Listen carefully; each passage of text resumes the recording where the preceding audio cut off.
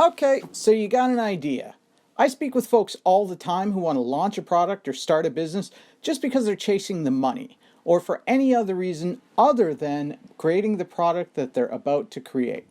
There's no point in starting a business just to start a business. It's a formula for failure. Whether you're a freelancer or entrepreneur, the amount of patience it takes to produce a product or service is beyond most people's patience. So make sure you know what you're doing before you launch a product or start a business.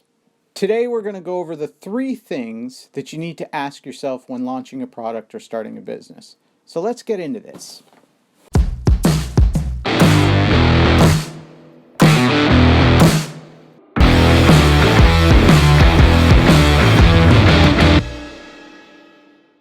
There are 3 things you need to ask yourself. 2 of them are marketing questions, and one of them is a very practical business question. The marketing questions are, what's it do and who's going to want it? The best ideas expand upon a body of knowledge that already exists. It's much more difficult to create a brand new idea or invent a new thing when there isn't already an audience dealing with the problems that thing solves. You'll spend your time convincing other people that they have a problem when they're not already dealing with it. As the saying goes for writers, write what you know, the same thing goes for when you're developing a product or service.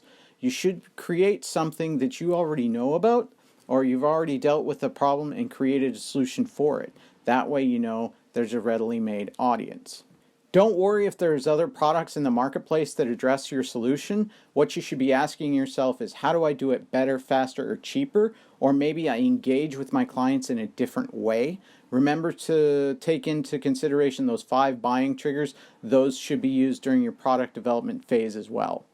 Just like you need to create a product that solves a problem, you need to provide that solution or apply that solution to an audience that's dealing with that problem. There's no point in preaching to the converted, and there's no point in basically selling ice cream to Eskimos. What you need to do is figure out where your audience's pain point is, or what their pain point is, and more importantly, you need to get very specific and figure out when they have that pain point. I love talking about the high street cake shop. I use this in many of my examples. A high street cake shop, on some level, yes, everybody likes cake, but if you pay attention to when they're going to want it, you're going to make a few more sales than if you were just kind of pumping out any old cake at any old time. So for instance, this will keep you from providing birthday cakes to somebody when it's not their birthday, or selling Christmas cake when it's July. Finally, the more practical question you need to ask yourself is, what are you prepared to sacrifice? It's going to take a lot of time, money, and effort in order to create the product or service that you want to. You got to ask yourself, what are you prepared to endure? A lot of business owners and a lot of freelancers don't ask themselves this question.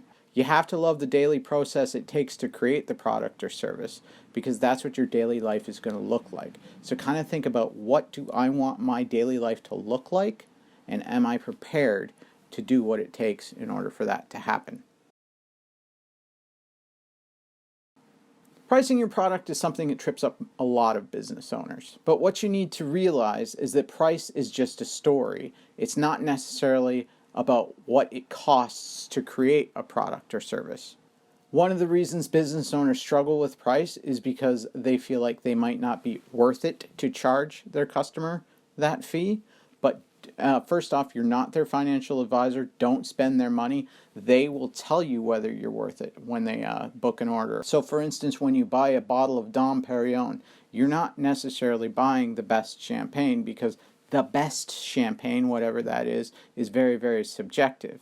What you're buying into is the story of how Dom Perignon came about, and the monks and whatnot that created the champagne to begin with. And that's where the value comes from, and that's why people who like to buy or consume Dom Perignon do so.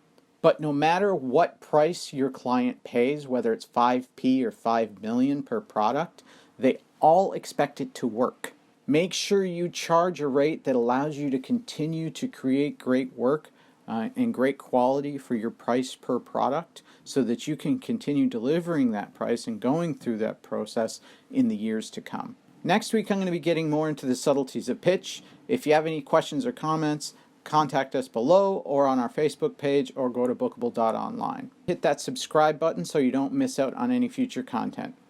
I'm out.